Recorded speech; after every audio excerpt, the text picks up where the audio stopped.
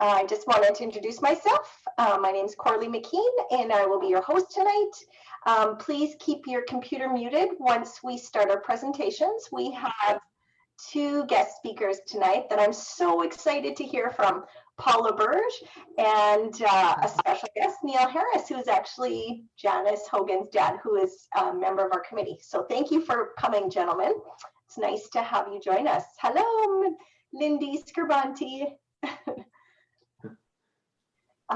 Anyways, please keep any information that each other share, or if there's questions to this committee, to this group, turn off your cell phones, please, unless your phone's muted, then that's fine.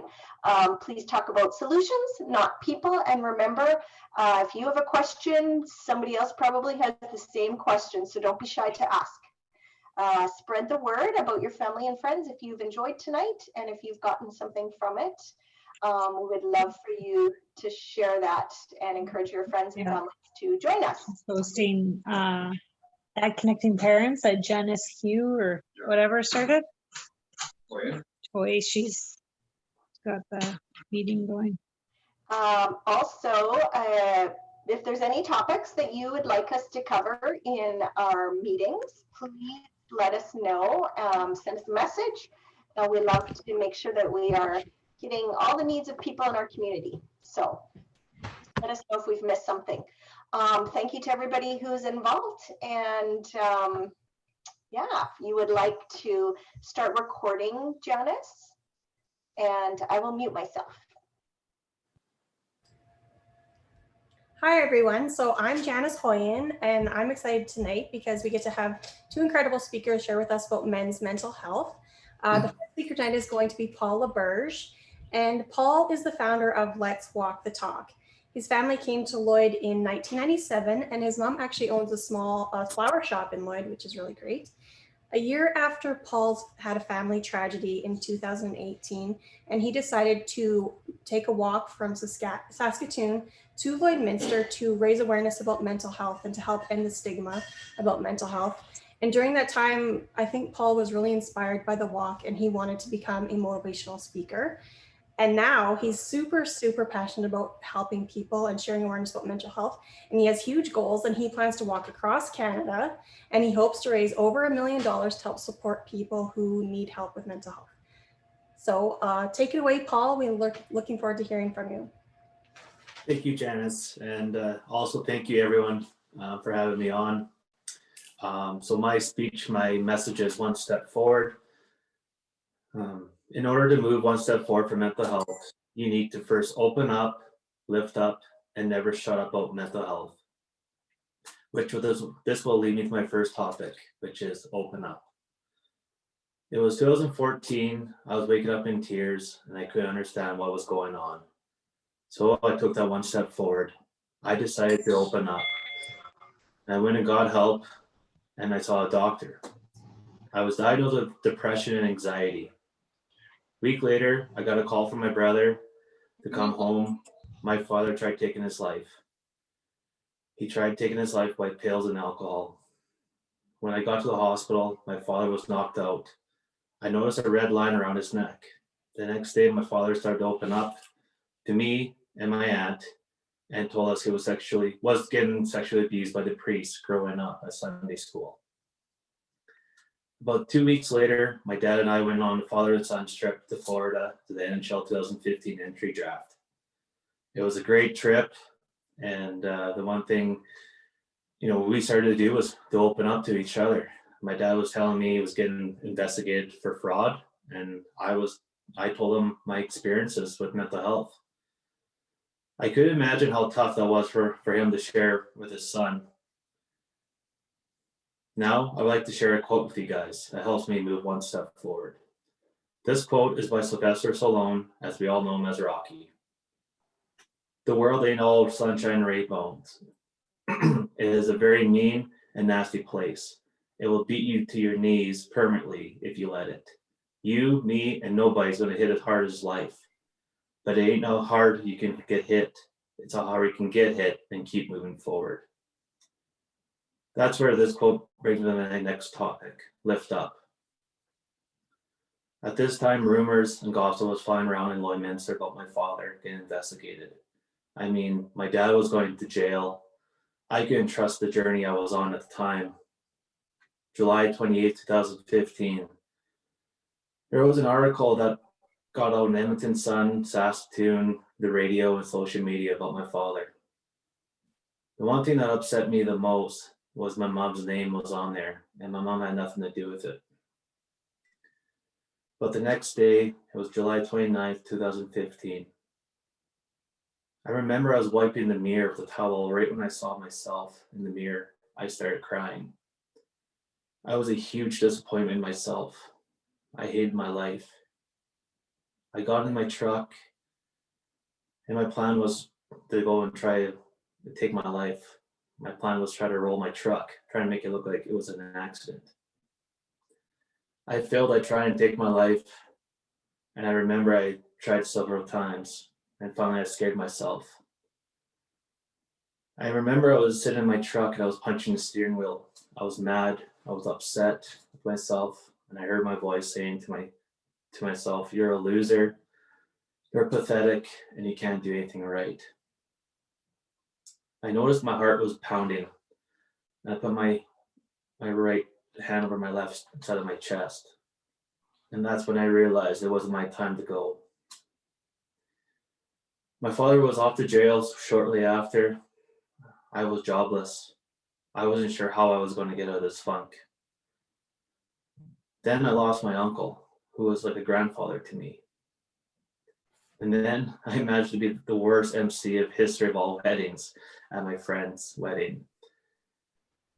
A few months later, my father, so at this time he was out of jail, and my father started taking courses to become a safety advisor.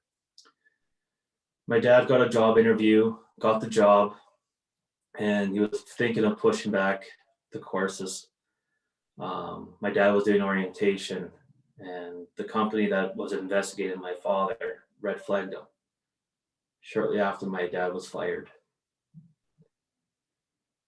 A week later, at Lori Craven and a chuck wagon was going on. I remember my father and I were having a discussion, and he was trying to force me out of the house. Now, when I look back, it wasn't really exactly how I wanted my last conversation with my father to end. I mean, he just lost his job, just got out of jail. I was trying to convince him that he had so much more to live for. But like I said, he forced me out. I went to the dance that night in Lloyd that Lori Craven and the Chuck Wagons were having. I went and had a great time. Of course, in the back of my mind, I felt guilty going. But when I was out, I felt like the old Paul again. I was interacting, having fun, and bringing out that great smile again. I remember meeting this girl, and who now I call a friend. And at the time we spent the night together, like 2 nights in a row. I was having a blast. I remember it was Sunday, and I was at the Ball Diamonds. My mom was texting me, asking if I knew where my dad was. I told her maybe Dad went to Edmonton to finish up the courses. Well, later on that night, I couldn't sleep. I went outside. I was walking around the yard for a little bit, and I was walking back into the girl's house, and I saw my reflection on the mirror or on the window. And for whatever reason, I said out loud to myself, "You lost your dad." The next day, I went looking for him. I went to my parents' backyard, wasn't there. Checked the storage unit place that my dad was managing at the time, he wasn't there either. I knew now where I had to go, and it was the place where he tried to take his life the first time. It was my brother's and dad's rental property, and that's where I found him.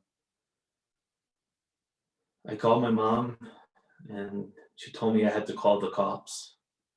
The cops came. I went over to my sister's place, who was pregnant at the time. Later on, we had my dad's funeral, and in my speech, I made a promise to my dad. I was going to stop letting life kick my ass, and I was going to start kicking back. A month later, I wanted to do a walk. In June 2019, I was diagnosed with PTSD. A few months later, I managed to walk from Saskatoon to Lloydminster.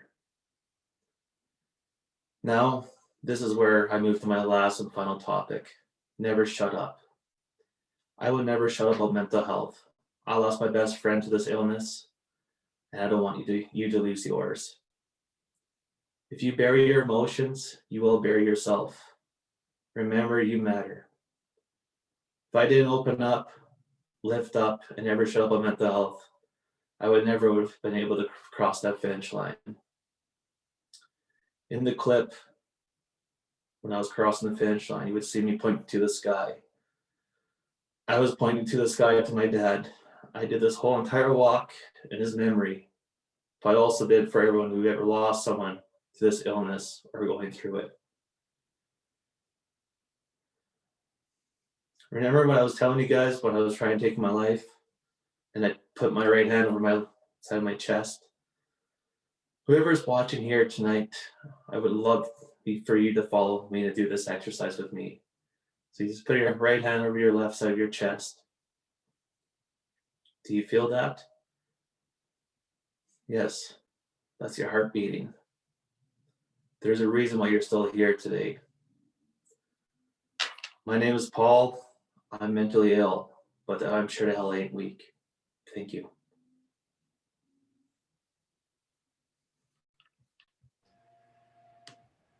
Thank you so much, Paul, for sharing your story and being resilient. You are so resilient and you're so strong, and you keep helping so many people by sharing your story. So thank you so much for everything you're doing.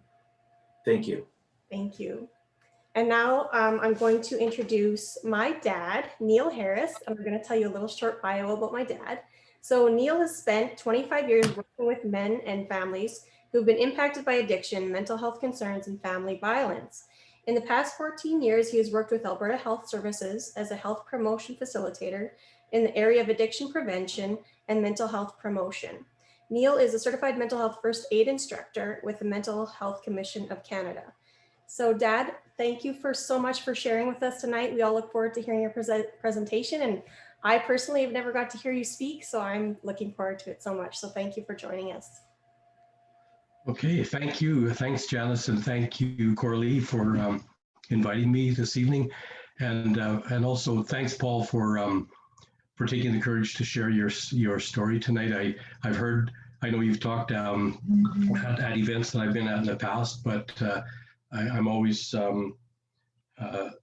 just empowered, I guess, by hearing your inner strength and your reason to keep on talking and keep your heart beating. So thank you for that. Thanks. Okay, so I'm going to share my screen, and hopefully our technology works well. And I think there'll be some time for questions at the end, or if you put them in the text box or the chat box, I'm sorry, someone will keep a watch on those, and we'll try to answer them as well. Okay. Just let me know when that comes up there, Janice. Okay. So yeah, as Janice said, I've kind of been working in this area for 25 years, and a lot with men and their families that have been impacted by a number of concerns, addictions, mental health, family violence, healthy and unhealthy relationships. I'm providing some support to dads in dads groups and organizations, and a lot of work in workplace mental health, going in and talking to companies and organizations in oil and gas and industry and trades and so on. And so this is kind of a combination of men's health, mental health, and workplace mental health, kind of all wrapped into one. So I hope it makes sense of putting these two together, kind of. And I'm just going to click my. There we go. Are they changing okay? All right. So as I said, it's a presentation for anyone, men and women, working in industry, trades, agriculture, business, education, professional and or non-professional. The ideal setting, I guess, would be in certain workplaces where maybe the higher number of employees are men, and it's a bit of a presentation that's a little bit more targeted towards men. But the information is certainly helpful, I believe, and necessary for anyone, really. My phone is beeping beside me here, and I have it muted, but it's still beeping. So when we're looking at the Canadian workplace, there's some statistics. As it's, I don't know if you can see this one very well on your screen, but 21.4% of the Canadian workforce is currently experiencing mental health issues. So that's 1 in 5 people in any given year are struggling with some mental health concerns, and 1 in 3 people will experience a mental health problem in their lifetime. Very common. So 30% of all disability, 21.4%. So 30% of all disability claims in Canada are due to mental health problems. That would be sick leave, short-term and long-term medical leaves, retraining, things like that. The cost to the Canadian economy annually impacted by mental health concerns is $51 billion per year. And so it's in companies' best interest to develop mental health strategies within their organizations to reduce those costs and to reduce and build safety and a mentally healthy workplace as well. That last one down on the bottom there, it says 500,000 employees miss work each day due to mental health. So that's a large number of people away from work every day with some related to some mental health concern. And the last one down the bottom right there says 77% of employees fear discussing their illness with their employer. And I know we maybe don't have the chance for feedback when I give this presentation in the live room. Very many people are really quite aware of the stigma that's attached to talking about mental health and mental illness, particularly with your employer, because they're what people are telling us that they're fearful of how they'll be treated in the workplace, or will I be treated differently, or will I be passed over for a promotion and things like that. So there's still a lot of stigma around speaking about mental health problems in many areas. So I want to make this evening a safe space or a safe island. It's for information. Certainly, afterwards, at the end, I'll have some resources and some phone numbers and things like that. So you're welcome to take a picture of those or a screenshot. But we want to make sure this is a safe space where we can talk about some of these important issues. But at the same time, if you want to stay on a few minutes afterwards, if you need to connect with someone, between myself and Janice and Corley and Paul, we'll be on the line. And I see Dr. Scribanti is on the line as well. And just in case somebody needed to chat or at least needed to make a call, we could sure help accommodate that. Okay. So we are going to learn some information about stress and depression and some related mental illnesses. We're going to talk a bit about suicide, and I know Paul has graciously opened up that conversation, and thank you again, Paul. And we're going to talk about how to help, what could help if someone's in that situation. Paul's story is in some of our presentations, we might have a personal story as well, but Paul, again, thank you. We'll have some room for discussion, and near the end, review on helping. How could we help someone? And then at the end, very end, tips on how to manage stress for ourselves as well. So what can you expect from this presentation? Help you to identify somebody who might be at risk. So you probably are working alongside people in your workplace or friends or family members that you get to see on a fairly regular basis, even during COVID, and you get to know their routines, their good days, their bad days, and how they manage things. And so you're in a great position to be able to observe or watch for that friend or coworker or family member when you start to see maybe some changes in their behavior, and maybe they're struggling in some areas. And so what kind of things can we watch for, signs or changes in behavior that might be very, very open and direct, or might be very, very subtle, but what to watch for in someone who might be at risk. And then we're going to get some information about what can we say and do with someone who might be struggling.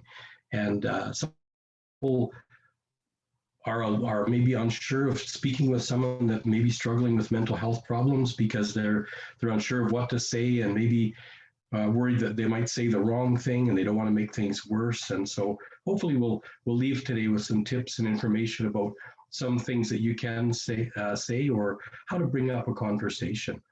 And at the end, we're going to talk about some resources about where we can get help. So I like this slide. The highlight, the heading says, "Life can sometimes be like a roller coaster," and in some ways, I mean, it can be exciting and invigorating. There can be some highs and lows and good days and challenges and struggles, and it can be that way. But and then during our life and during our experience, sometimes we'll experience a tragedy or a loss or some type of a trauma, and things can get really difficult for us, and we could be heading into one of these loops and hanging on for your dear life, trying to cope through that really challenging situation. And most of us are pretty resilient. We tend to get through those either on our own or with maybe some help of friends or family or some professional help, and we're able to navigate through the tight turns and get back on the roller coaster of life, and away we go again. And sometimes we may be in a second loop where another tragedy or a loss, a death in the family, or something critical like that, and we're in there again, hanging on for dear life and getting through it. And as I said, we're generally pretty resilient, and we do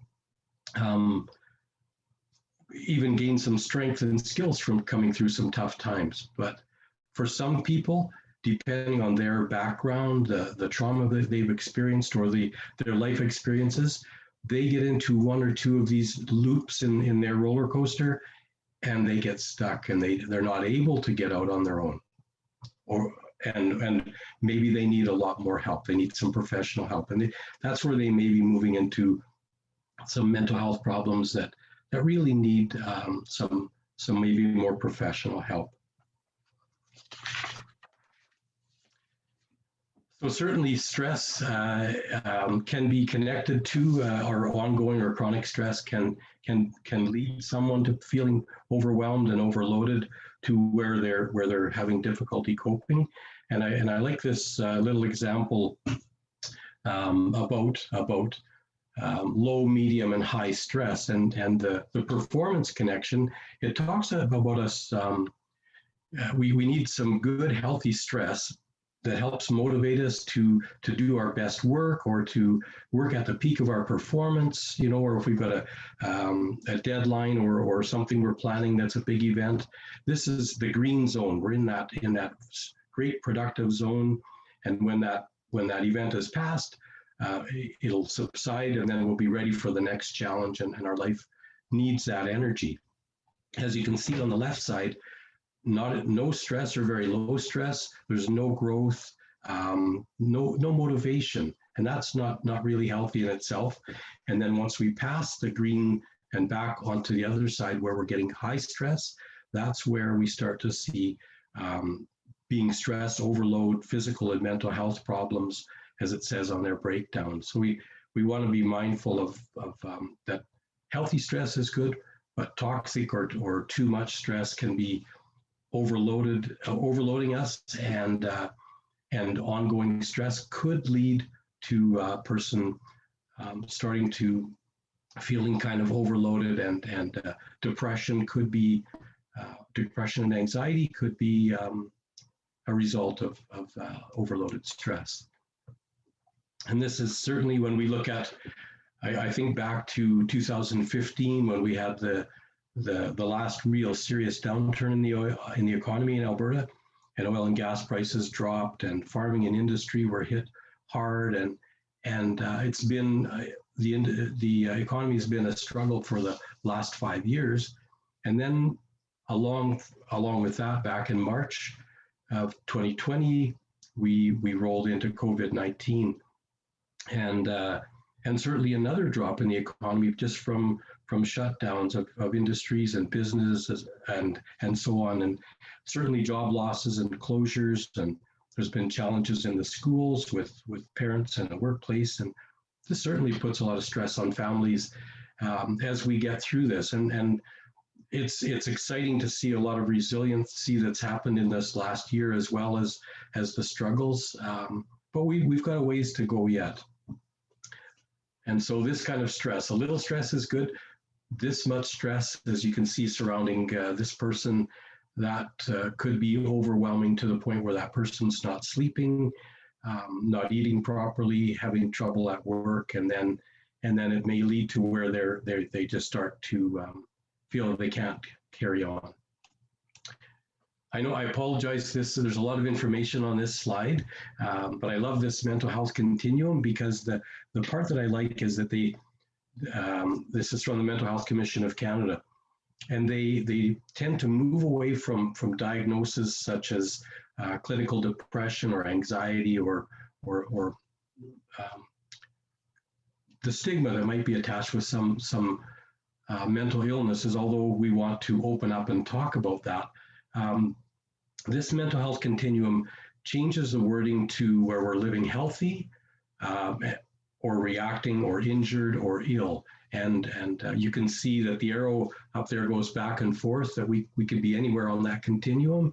In a healthy environment, we've got a good sense of humor, our mood is generally fairly stable, we sleep fairly well, eating fairly well, getting exercise, socially active, things like that. Things are going quite well. When we move into reacting, we're going to start to see maybe irritability, nervousness, some lack of sleep. Instead of a good sense of humor, maybe displaced sarcasm, things like that. Decreased activity and socializing. Maybe starting to use a bit of alcohol or substances as a way of kind of managing the feelings and emotions around reacting. Further on the continuum, moving into injured, you might see more anger, anxiety, thoughts of hopelessness, and having trouble focusing on tasks, more trouble sleeping, changes in weight, and avoidance from work, not going into work, decreased performance at work. So they're seeing it as behavior changes, and then into ill, and the items on this list, certainly the person between injured and ill would probably benefit from some professional help or connecting with their medical profession and others to help them, and support from other supports as well, to help them start to move their way back on the continuum, back towards healthy is the ideal goal on this. I like that, because the way they use it is looking at behaviors rather than terminology around trying to put a diagnosis or anything like that. So I want to talk a little bit about depression, and this slide, we've got men on the right here and women on the left, and certainly as humans, we're all going to, when we're dealing with depression, we're going to experience similar symptoms of depression, which could be just those kind of things like loss of interest in life in general and the things they used to enjoy, sleeping problems, anxiety, irritability, feeling just hopeless and helpless, negative thoughts and self-talk towards themselves, and these are a number of general symptoms around depression. There are some significant ones, or ones that are important, I think, to talk about between men and women, and particularly thinking about men. With this is generally speaking, so this certainly would not be in any way all women or all men, but generally speaking, it's been my experience that more women, when they're struggling with depression and anxiety, you may see more sadness and tears, and that type of thing, crying possibly, and you may also see a little more connecting for support, going in and talking to someone. It's been my experience that many women, when they're feeling overwhelmed with work and kids and finances and the stresses that they're going through, they'll generally talk to somebody. They'll talk to their mom or their auntie or their sister or a good friend, and just by talking about it, they may feel a sense of relief that I've got it out, and the problem maybe isn't solved, but just by talking about it, they may start to feel a little more hopeful that maybe I can get through this, and maybe there's some hope here. Now, it's been my experience that many men, when they're dealing with depression and feeling overwhelmed and overloaded with work and finances and a number of things, we generally do completely the opposite thing. So generally, many men will actually not want to talk to anyone about it. They want to isolate themselves, like this guy in the stands up there. They want to get away from people. They don't want people to know that they're struggling, because we've been conditioned from boys and men to be tough and to handle it, and to not show our emotions, that we're, we wouldn't want people to think that we were weak. So we've got to put on that brave face and that strong armor that says, hey, I'm okay, no problem here, right? And so we actually, many men we're almost our worst enemies sometimes, because we isolate from people. We tend to drink or use substance as a way of coping with our emotions and our strong emotions. Some men will power themselves into work and become a workaholic. And back when I was in my mid 30s, that's what I did when I went through a stressful time, is I became a workaholic and just thought I could just work and work and work. And then eventually I'd work my way through the stress. Well, it didn't really help at all. It made me more exhausted, and the stress was still there. A unique characteristic for many men with depression is that men get angry and moody when they're depressed. A way of thinking of it is women generally get sad, men get mad. And so they'll bark at their spouse, at their kids. At work, they'll be grumpy and growly at people. They'll throw tools and smash things as a way of, because part of it is we've been raised as boys and men we've been allowed to express some emotions, and one of them is anger. And so that one comes out when men are unsure about what to do with their feelings. And so we've been taught from little boys to stuff our feelings inside and be tough and man up, cowboy up. And the trouble with that is that it's causing a lot of men a lot of struggles in their lives. And when we talk about suicide, 75% of all suicide deaths in North America are men. And many of these are middle-aged guys from about 25 years old to 55 years old, right in the start of their starting a family, starting their work career, or midway through their work career, and so on. And so part of it is that cowboy up attitude keeps men from talking about it and keeps men from connecting with help when they need it. And we need more people like Paul to talk openly about it and get that conversation going and show other guys that, hey, it's okay to talk about it. It doesn't take away from your manhood. It actually makes you stronger, right? So So last thing I want to say about this slide when we talk about suicide is that 4 times as many women attempt suicide as men, but 4 times as many men die by suicide compared to women. And that's mostly because of the lethal way they choose to end their lives. So it's certainly a concern for women and men. And we have high numbers of male suicides in North America, and we're seeing an increase in female suicides as well.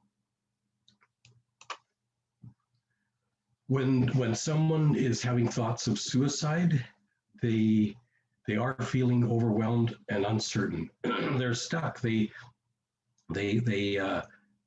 so it's almost like they have blinders on, that they're focusing on how to end the pain, and they don't know how.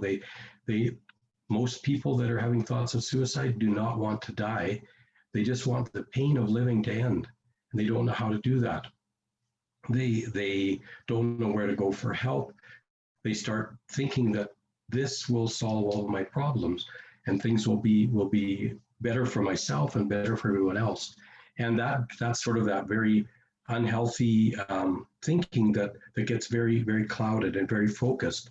And in our belief, and in the work I've been doing for the last number of years, is that I'm also an instructor of a program called ASSIST, which is Applied Suicide Intervention Skills Training.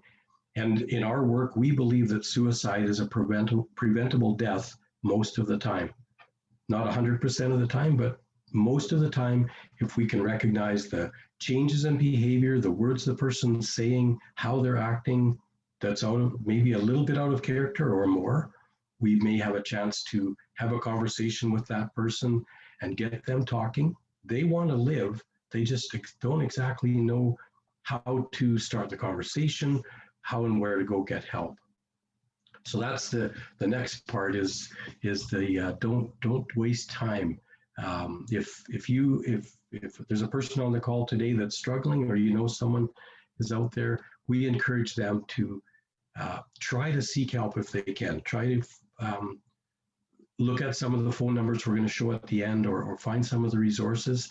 Talk to a friend, a family member, a coworker, and there is help available. So it's a sign of strength to ask for help, not a sign of weakness. And when I talk to some of the men's groups in some of the workplaces, I let them know, by asking for help, you're doing a huge favor for yourself and for your family and for your workplace by looking after yourself.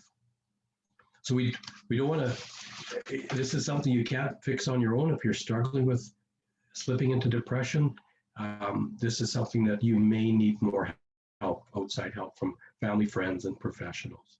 So what can we do as family, friends, co-workers, if we see that their behavior is changing and that we're not sure how they're doing, they seem to be struggling, they don't seem to be themselves, we can start the conversation with them. And it might be just as easy as, hey, how are things going, right? Or you don't seem like yourself these days. What's up? What's going on? You know, and that might be just enough. And ideally, it would be good to do this in a semi-private situation, not in the big coffee room with a group of people, but one-to-one somewhere where you can just have that honest conversation and just say, hey, how are things going, right? So we can start off, we've got three kind of steps we can do. We can ask the person straight out, you know, how's it going, or how are you doing? And generally when you ask somebody how they're doing, the first answers you might get back are things like, oh, not bad, or pretty good, or fine, things like that, right? Kind of those standard answers. But if you ask again and say, how are you really doing? And put a little emphasis on the really, how are you really doing? You might get a completely different answer from that person. They might start to see that you're really concerned or want to know, and they might start talking, and that would be just great, because they've been maybe keeping some stuff inside for a long time and just wanting a chance to open up and talk about it. Next thing we can do is be a good listener, right? And non-judgmental listener. So we want to not try to fix their problem. And this is also a challenge for many men, is that we like to be problem solvers and we like to fix things. And so when we see someone that's struggling, we want to jump in right away and say, well, you know what you need to do is this, problem fixed, right?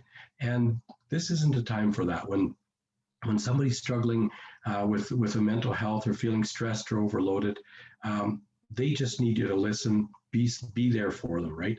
And you can say, hey, is there any way I can help? You know, let me know if I can be of any help, but be a good listener. Let them talk.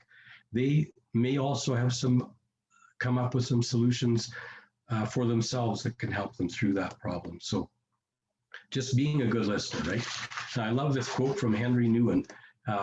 Just being a good listener is sometimes the best help we can give. And it says here, a friend who can be silent with us in a moment of despair or confusion, who can stay with us in an hour of grief and bereavement, who can tolerate not knowing, not healing, not curing. That's a friend who cares, right? So just being there, say, hey, I'm here for you. If you need to go for coffee or need to talk, I'm here. The third thing we can do is get help, right? So you don't need to be a counselor or a therapist. You just need to know what's available for supports and services and how to get them connected with professional listeners and helpers, right? And encourage them not to give up. Sometimes what I found over the years is if someone has not been in counseling before, they are pretty scared about going to see a counselor, going to a mental health clinic or to a therapist. They're quite fearful sometimes. And so that alone may keep them from going through the door that first time. But if we as a friend or a coworker said, hey, how about if I go with you and I'll wait in the waiting room while you have your appointment, and afterwards we can go for coffee. And that might be just the little support that person needs to follow through with that first appointment. And it's also been my experience that when people come out of one of their first appointments with a counselor or a professional, they're like, wow, that went way better than I thought it would, right? And so it's just getting over that first initial visit sometimes is a challenge for some people. So 3 easy steps we can do is just ask, listen, and get help. And these 3 words are adapted and borrowed from the Resource Center for Suicide Prevention in Grand Prairie that's involved in a program called Tough Enough to Talk About It. So do you know someone that's dealing with mental illness? Well, they're in great company. There's lots of famous people. This is just a small list of many famous people who have lived with a mental illness during their lifetime. Winston Churchill, up near the top, he nicknamed his depression his black dog. And when he would tell people close to him in his close circle that I'm struggling with my black dog this month or this week, and they knew exactly what he was talking about was his depression. And so being open and talking about it. We sometimes use photos or images that are going to try and make a connection with men sometimes. And like I say, the target group for some of the presentations were definitely for men and dads to get to that group. And so this one we use a truck analogy where I know some men over the years who take meticulous care of their truck. So everything's got to be perfectly running, the best tires, exhaust, all the gauges, and everything is just tip-top shape, right? And sometimes they're not thinking about taking care of the other very important machine in their life, which is their body and their mind. And so we encourage them to look after themselves like they look after their truck. Go get regular medical checkups. If something's not going well, go and talk to someone and do the same thing. Look after the most important, the other most important machine, which is your mind and your body. So we sometimes use that truck analogy. So what kind of things do we need for brain health? And I know FCSS has got the brain doctors coming back, or is here already, I'm not sure. And so fascinating work around brain research. But these are some just 6 things we could use that would be helpful for brain health. Quality sleep. If you can strive for 7 to 9 hours per night for adults, I know that's not easy for folks, but even if you can improve by 1 hour a night and work at that, sleep is so important for our brain health. Our brain resets itself and cleans and defrags, I guess you could say, and then gets us ready for tomorrow. Moving our body, certainly physical exercise, walk, jog, swim. It doesn't have to be a lot. It can be just 10 minutes, 15 minutes, 20 minutes a day, wherever you can squeak it in, is good for our mental health. Certainly a healthy diet, finding, getting healthy foods. You could speak to a dietitian and they could help you to set up a very healthy diet that would be fit for your body type and age and so on. Building our healthy heart anytime in our lifetime, monitoring our blood pressure, cholesterol, and speaking with your family physician to get blood work, make sure that everything's working well in that area. Number 5, being more social, and this is hard during COVID. We're doing it by Zoom like we are right now, but whenever possible, connect with your friends, with your family, co-workers. Try to be creative to create social activities, things out of the ordinary, just to stay connected. We have a group that gets together once a week, and we've got I think there are 3 or 4 single people on that group, and it's the question that went around at the end of the last Zoom was any last comments before we sign off, and the ones that were on their own, of course, were this is such an important thing for me every week, to connect with you guys and to just catch up, and so that social connection is so important. And number 6, trying new things, whatever it could be, a new activity, cooking new recipes, trying some new games, learning to play music or some other activity that you thought about but just never got around to. These are good things for our brain health. And this is just another slide sort of saying, look at the activities we can do with family and friends, and activities and hobbies and cars and music, stuff with our kids and our family. Hello? I hear someone's on there now. Oh, there's Patrick. Hello? Hey, Patrick, I see you there. If you could Hello? you might want to put him on mute. Hello? Janet. We can hear you. Can you hear me, Patrick? He might not, might have his speaker turned off.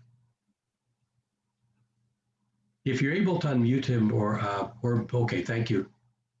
Hi, Patrick, we can hear you, and we'll just carry on with the presentation. So some simple tips for optimum engine performance, and that engine again is from head to toe for sure. So these are things that we sometimes, they're very common things that we forget to do daily or weekly due to our busy schedules with family and work and other activities, and just kind of remembering how important some of these little tips are to get us back on track. And sorry, there's a lot of information on this slide, but taking action to reduce the pressure and get help when needed, spending time with supportive people, getting exercise and fresh air, doing something healthy that makes you feel better, reducing your intake of caffeine, alcohol, or other substances, practicing deep calming breaths. And that can be just in the short term. If you're feeling a little stressed, just try some deep belly breathing, some just nice slow breathing, and that'll help you reduce that immediate stress so that you can think clearly and decide what you want to do next. On the top of the next column, probably the most important thing when you're in a struggling situation, talk to someone you trust about what's happening. Stretch and relax your muscles during the day. So if you're at a computer, and many of us are right now, just make sure to get up and move around, stretch your shoulders, and that will can help just with those muscle stresses and things like that. Set your priorities and remind yourself you can't do it all. It's okay to ask for help. It's okay to share the load sometimes and ask people, you know what, this has been a tough week. Can I get someone to help me with a couple of these things? That's okay to ask for that. And lastly, try to get, I mean, it's winter time, but try to get as much sun as you can, healthy food, lots of water, physical exercise, enough sleep, having a non-judgmental listener that you can just unload with sometimes is great. And doing acts of kindness. So giving back and doing acts of kindness for others is good for our mental health. And lastly, seeking balance. There's no such thing as a perfect work-life balance, but if you can work towards a balance that fits for you and your family, that would be ideal. I'm just going to go back and make sure I didn't miss one here.